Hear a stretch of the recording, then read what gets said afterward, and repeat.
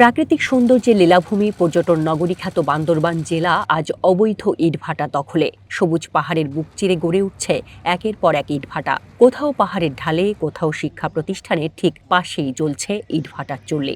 আবার কোনো কোনো ভাটায় স্থাপন করা হয়েছে ঘনবসতিপূর্ণ এলাকা ও উর্বর ফসলি জমিতে।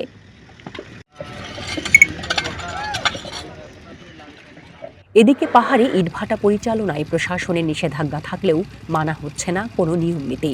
জেলার থানচি, লামা, আলীকদম, নাইখংছড়ি, ঘুমধুম, ফাইতং, গজালিয়া, আজিজনগর, সরই, ইয়াংছা সহ আশেপাশের এলাকায় চলছে অর্ধশতাধিক অবৈধ ইটভাটার কার্যক্রম। এসকেভেটর দিয়ে দিনরাত কাটা হচ্ছে বড় বড় পাহাড় আর উজাড় হচ্ছে সরকারি বনাঞ্চল সহ শত শত একর বনভূমি। এতে করে একদিকে ধ্বংস হচ্ছে প্রাকৃতিক পরিবেশ, অন্যদিকে ইটভাটার কালো ধোঁয়ায় দূষিত হচ্ছে আশেপাশের এলাকা। এই ইটভাটার কারণে আমাদের পরিবেশ দূষণ হয়।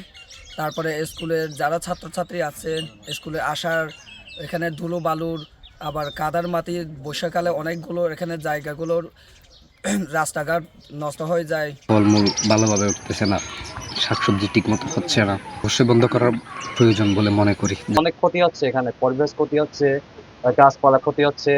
আমরা চাই পরিবেশ অধিদপ্তরকেও আমরা জানাতে চাই আপনারা যেন দ্রুত এটা ব্যবস্থা নেই।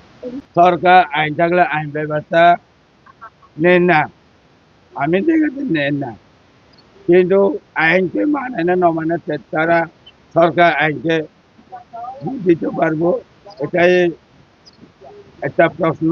তবে বান্দরবানে অবৈধভাবে ইটভাটা পরিচালনার বিরুদ্ধে প্রশাসনের পক্ষ থেকে অভিযান অব্যাহত রয়েছে বলে জানান জেলা প্রশাসক। ফাইন করাটাই আসলে কোনো তাদেরকে প্রতিহত করার ক্ষেত্রে যথেষ্ট না। ওই যে বললাম যে চিমনি কাট করে ফেলেছে, আবার চিমনি দাঁড় করাতে সময় লাগে না। তো ডিস্ট্রয় করার জন্য যে আপনার লজিস্টিক সাপোর্টটা দরকার, আপনাকে সে প্রত্যন্ত জায়গায় বলেছে আগে বেকো মেশিন নিয়ে যেতে হয়, আরও অনেক যন্ত্রপাতি নিয়ে যেতে হয় এগুলো ডিস্ট্রয় করার জন্য। অনেক লেবার ফোর্স লাগে সেখানে। এই লেবার ফোর্সগুলো নিয়ে যাওয়া তার মানে একটা ভালো ফান্ডিংয়ের প্রয়োজন হয়। কঠোর ধারায় তাদেরকে নিয়মিত মামলা দায়ের করারও এখন আমাদের চেষ্টা।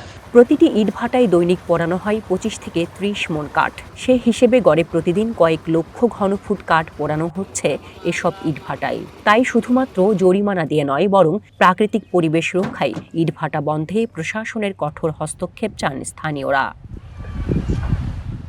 One national desk.